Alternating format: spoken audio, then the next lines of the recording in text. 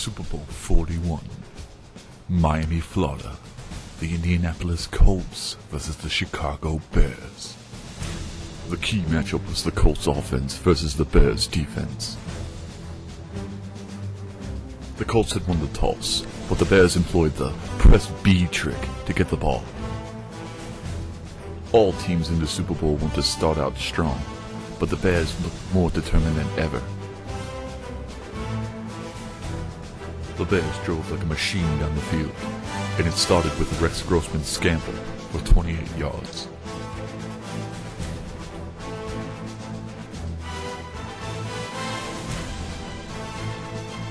The Bears had two very capable backs, in Cedric Benson and Thomas Jones. Both provided a different push for the Bears, and both were key on this drive.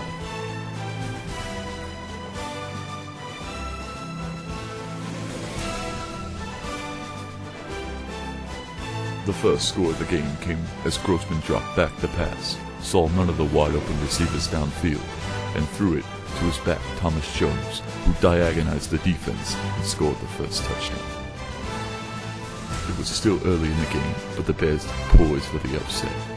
They believed that nobody had given them respect, and they let everybody know about it about 1,000,000 times during media week. Everything seemed to be going the Bears' way, but the Colts answered right back with a long kickoff return, putting them in scoring position already. Peyton Manning would take over.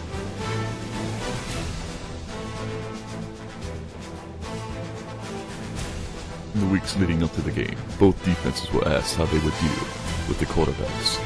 They both responded, "We can't let them beat us with their legs." Both quarterbacks appeared to do that in the first drive. As good a runner as Peyton Manning is, he can also beat with his arm, and he proved this as he hit a wide-open Marvin Harrison to answer right back. This game had the workings of a shootout, and that favored the Colts. What would the Bears do to respond? Many Colts fans viewed safety Bob Sanders as their savior when he came back from injury in the playoffs, and sparked the excellent play of the defense that got them to the Super Bowl. His fumble recovery gave Peyton Manning again great field position and a chance to take the lead.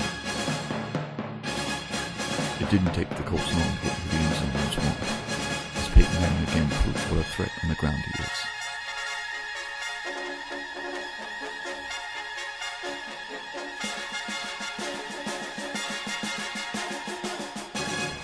In 3 plays, the Colts were in the end zone.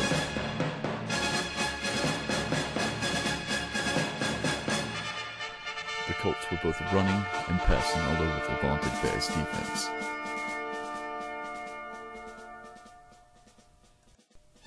The Bears had one of the best defenses in the league, but during the playoffs, there was no defense better than Indianapolis, and they proved it on this drive, when Bob Sanders intercepted a Rex Grossman pass.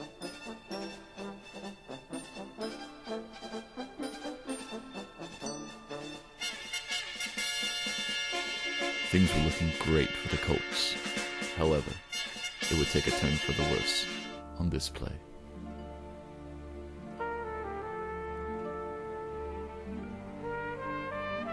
Dominic Rhodes went down, which meant Joseph Adai would have to carry the load. And he had done so all season. But on the very next play, Alex Brown sacked Peyton Manning, and he did not get up. It was dire straits for the Colts, as they would have to turn to Jim. How do you say his name? Soggy? Is the G hard or soft? I'm gonna go with Soggy. I just think it sounds better, so Jim Soggy. But anyway, they had to punt.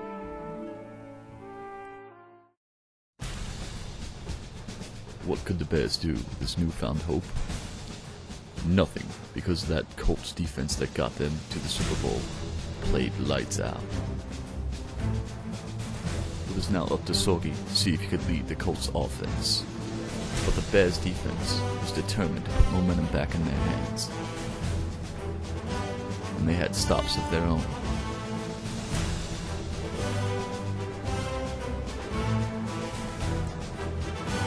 Soggy looked like a deer in the headlights out there. But if you were Peyton Manning's backup, you would read more Harry Potter books than play books too. Prince was supposed to perform at halftime, but due to a wardrobe malfunction in which his assless pants were covered up, he refused to play.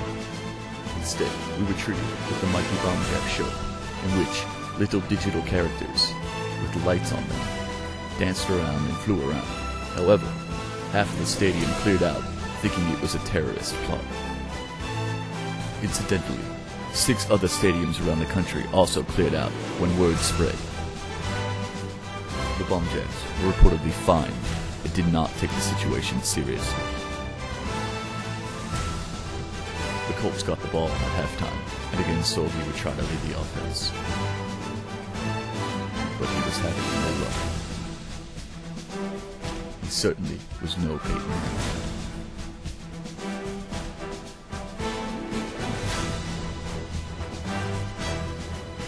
Again, the Colts recovered a fumble, and Soggy would have another opportunity.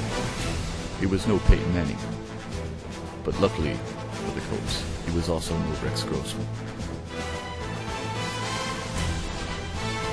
Jim Soggy's pass to Marvin Harrison was a devastating blow to the Bears, as now they were down to 2 scores, with an offense that was not doing very much.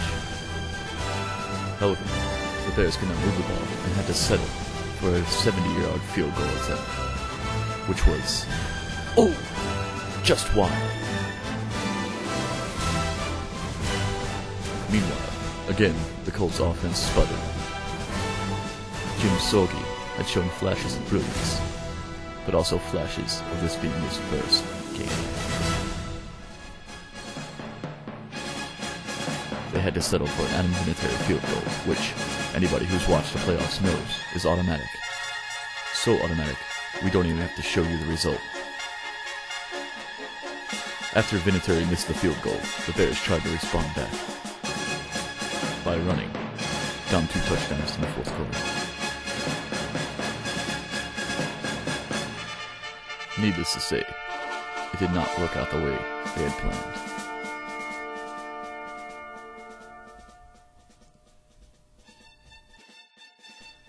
Finally trying to go to the air, Rex Grossman threw another interception, which was a big surprise to everybody.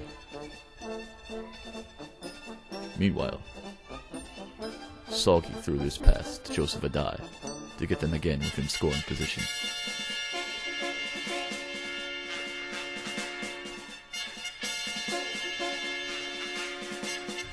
We had our first measurement of the day, and it was 2nd down. The next play, Joseph Adai ran it into the end zone to put the game away.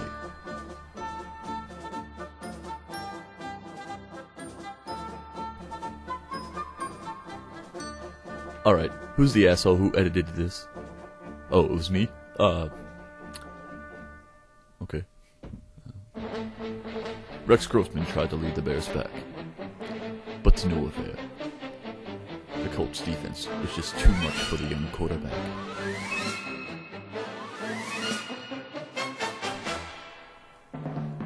The Bears had 1 shot left.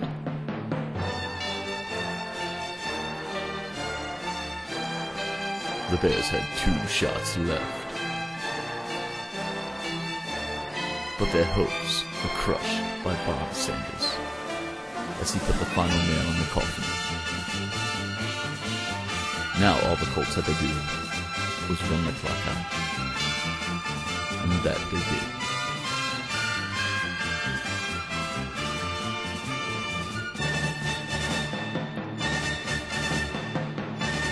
Except when they passed.